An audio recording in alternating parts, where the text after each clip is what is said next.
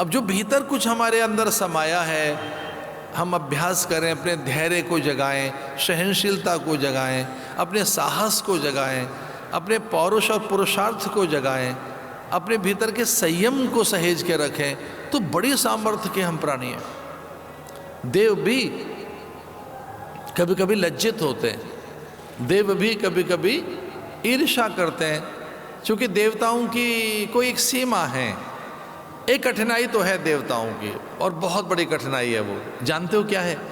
देवताओं के पास देह नहीं है, और हम बड़े भाग्यवान हैं, हमारे पास शरीर है, हम कुछ भी कर सकते हैं शरीर के द्वारा। जो देव विवशता है वो ये कि देवता बड़े तो हैं, देह नहीं है, अशरीरी हैं। हाँ, एक बार स्वर्ग में तो चले गए, वो बड़ी सामर्थ्य के स्वामी हैं, पर सीमित है उनका सब। मनुष्य असीम है, इसके पास अतुल्य और विपुल संपदा है, आत्म संपदा, एक अतुल्य तेज का, अपरिमित सामर्थ्य का ये प्राणी है मनुष्य।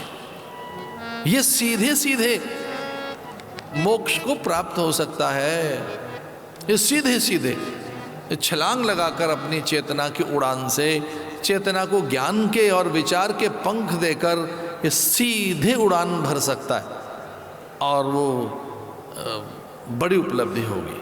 इसे आत्म विषयक जितना विचार हमारे यहाँ हुआ है, अब हमने तो कई 2-3 दशकों से विदेश की यात्राओं में देखा है, इतना आत्मविचार कहीं नहीं है, इस प्रकार की दार्शनिकता कहीं नहीं है।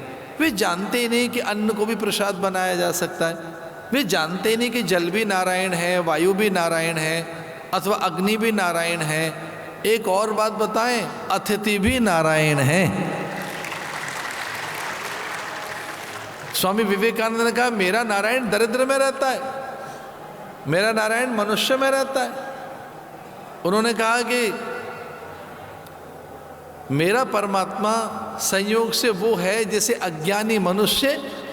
देखो स्वामी विवेकानंद ने क्या कहा कि कोई मुझसे पूछे कि भगवान कहाँ है, और विवेकानंद का भगवान कहाँ रहता है, तो उन्होंने कहा कोई मुझसे पूछे कि भगवान कौन है, तो अज्ञानी मनुष्य, अज्ञानी व्यक्ति उसे मनुष्य कहता है। अज्ञान में जैसे हम मनुष्य कहते हैं, अज्ञान में जैसे हम पशु कहते हैं, अज्ञान में जैसे हम वनस्पति कह रहे हैं, ये सब एक ही है, वो मेरा भगवान है। तो हमने तो इतना अधिक आदर दिया। मैं अपने विषय पर लौट कर आ रहा हूँ, हम में बड़ी सामर्थ्य है, और वो सामर्थ्य योग से जगाई जा सकती है। वो सामर्थ्य हम जब कभी एक बार भी कहीं एकीकृत हो गए तो वो सामर्थ्य कुलबुलाने लगती है। वो ढकी हुई है, हिरण्यमय पात्र का मुख ढका हुआ है, आत्म पात्र का मुख ढका हुआ है, बस उसे उघाड़ना है, और ये अभ्यास से होगा। अब अभ्यास से हम कुछ बन गए, आलम्बन से हम कुछ बन गए, आश्रय आभास से हम कुछ बन गए, अध्यास विचार से हम कुछ बन गए। एक हमें धीरे से कोई हमारे दृष्टिकोण, धारणाएं, आग्रह, हम में कोई एक अलग प्रकार के दृष्टिकोण विकसित हमने कर लिए, एक अलग प्रकार का हमने अपना एक मानस बनाया है। योग से, विचार से वो ध्वस्त होता है। हमने एक अलग तरीके का मानस बना लिया है, एक अलग तरीके के दृष्टिकोण है हमारे देखने का ढंग कभी एक ही प्रकार का है, कुछ अलग प्रकार के आग्रहों में हम रहते हैं, और वे आग्रह हमारे बहुत पूर्व के भी रहते हैं, पूर्वाग्रह, कुछ हमें वो प्रचंड होते रहते हैं, एक अलग प्रकार के आलंबन में रहते हैं, कुछ चीज़ों के हम बिना रह नहीं पाते तो उसी को सच मानने लगते हैं, एक प्रकार के आभास में रहते हैं, एक अलग प्रकार के आशय में रहते हैं, एक अलग प्रकार की भ्रांत धारणाओं में रहते हैं। एक और बात है जो हमको कभी पता नहीं लगती, हम कुछ अपने आप आदतें बनाते रहते हैं अपनी, और फिर हम में कुछ आदतें अपने आप बन गई, आदी हो गए हम उन चीज़ों के लिए, और उनके लिए जीने लगते हैं हम केवल साधन इकट्ठे करते रहते हैं और साध्य को भूल जाते हैं। हम केवल साधनों का संग्रह करते रहते हैं, हम सच में केवल संग्रह कर रहे हैं साधनों का, हम साध्य को तो भूल ही गए कि हमको करना क्या था। केवल संग्रह में लगे, केवल संचय में लगे कि कुछ मन को ऐसा अच्छा लगेगा, ये ऐसा करने से थोड़ा संग्रह कर लिया जाए, तो योग अभ्यास जो है वो बहुत बड़ी चीज़ है, वो हमारी भ्रांत धारणाओं को तोड़ता है। यद्यपि ये कोई बहुत अच्छा नहीं है, उदाहरण जो मैं दे रहा हूँ इसको कुछ अलग तरह से मत लेना, पर हम सच में हम कुएं के मेंढक जैसे ही हैं। हम सब कूप कहते हैं कुएं को और मंडूक कहते हैं मेंढक को। और एक बार संयोग से कूप मंडूक जो था उसका कोई परिचित ऊपर बैठा था कुएं के ऊपर, एक कोई मेंढक ऊपर बैठा था, बड़ा मौन, स्थिर, शांत, गंभीर, बड़े आनंद में, बहुत प्रसन्नता में और एक अलग प्रकार का उसका तेज। तो कुएं के मेंढक ने देखा कि ऊपर जो कुएं के ऊपर बैठा है और मैं कुएं में हूँ, ये कुछ अधिक तेजस्वी दिखाई दे रहा है। चूँकि वो प्रकाश में था, वो ऊपर बैठा हुआ मेंढक वो प्रकाश में था और ये जो नीचे मेंढक बैठा था ये जल में था। तो इसने उस मेंढक का प्रकाश देखा, उसकी प्रसन्नता देखी, उसका आनंद देखा और नीचे से कहा, अरे भाई तुम बहुत आनंद में दिखाई दे रहे हो, इसका कारण क्या है?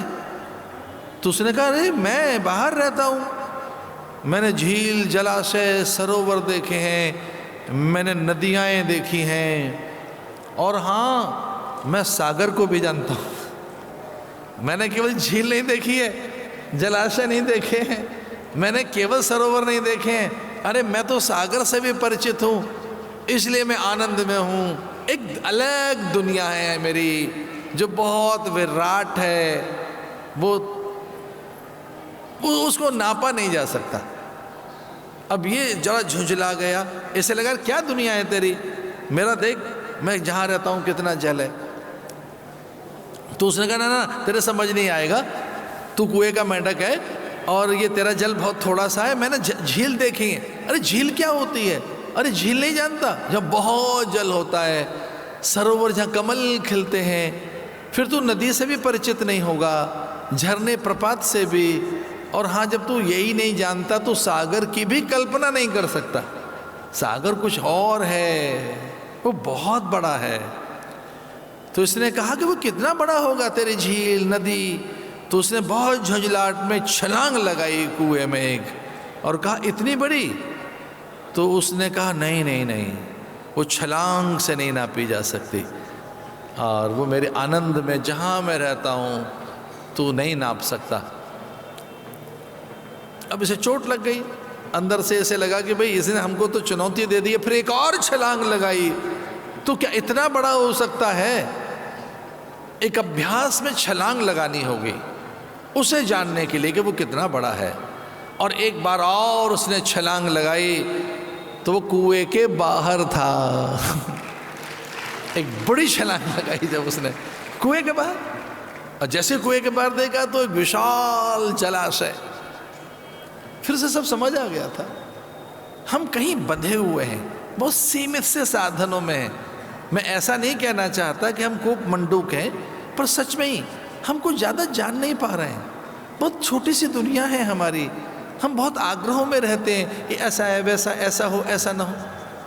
हम कितने तरीके की चीज़ें लेकर घूम रहे हैं, ऐसा ही हो, ऐसा ना हो, ऐसा होना चाहिए था, ऐसा नहीं होना चाहिए था, इनको ऐसा नहीं कहना चाहते, ये ऐसा कह दिया, ये ऐसा हो, वैसा हो, ऐसा ही हो, ऐसा ना हो। अरे क्या क्या करते रहते हैं। दूसरे ऐसे होने चाहिए, पड़ोसी ऐसा हो, राजनीति में हम उपदेश देना आरंभ कर देंगे, चिकित्सक, शिक्षक ऐसे होने चाहिए, और बस हम पता नहीं किस ढंग में जी रहे हैं। तो हमारे पास जो अपने कुछ भ्रम हैं, हमारी मान्यताएं, हमारे दृष्टिकोण हैं, हमारी धारणाएं हैं, हम किसी आभास में जीते हैं, हम किसी आशय में जीते हैं, आशय में वे सब ध्वस्त हो जाते हैं। ज्ञान के बाद सब एक आपको विराटता मिलती है, और ये शब्द चरितार्थ होता है कि हम अविनाशी हैं, अनश्वर हैं, अविनाशी हैं। ये एक तत्व जागृत होता है। पर भैया होगा ये अभ्यास के द्वारा ही, बिना अभ्यास के नहीं होगा, ये बिना वैराग्य के भी नहीं होगा। ये तभी संभव है, ये अभ्यास से संभव है और ये वैराग्य से भी संभव है। और उसके लिए जितने भी योग युक्तियां हैं, साधन हैं, वे सब करिए।